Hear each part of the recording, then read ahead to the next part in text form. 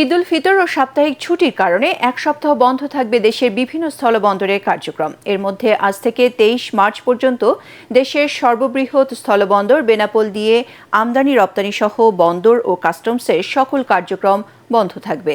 এদিকে কার্যক্রম বন্ধ থাকলেও সীমিত আকারে কাস্টমস হাউসগুলোর আমদানি রপ্তানি কার্যক্রম চালু রাখার নির্দেশনা দিয়েছে জাতীয় রাজস্ব বোর্ড এনবিআর। তবে শুধু ঈদের দিনে শুল্ক স্টেশনগুলো বন্ধ থাকবে। ঈদের ছুটির মধ্যে বন্দরে যাতে কোনো ধরনের নাশকতামূলক বা অপ্রীতিকর ঘটনা না ঘটে তার জন্য নিরাপত্তা ব্যবস্থা জোরদার করা হয়েছে। এদিকে ঈদ উল ফিতর উপলক্ষে আগামী ১৯ মার্চ থেকে ২২ মার্চ পর্যন্ত টানা ৪ দিন ব্রাহ্মণবাড়িয়ার আখাউড়া স্থলবন্দরে সব ধরনের বাণিজ্যিক কার্যক্রম বন্ধ থাকবে। এছাড়া স্বাধীনতা দিবস উপলক্ষে ২৬শে মার্চ আরও একদিনের ছুটি ঘোষণা করা হয়েছে। তবে আমদানি রপ্তানি বন্ধ থাকলেও এই সময়ে দুই দেশের যাত্রী পারাপার সম্পূর্ণ স্বাভাবিক থাকবে।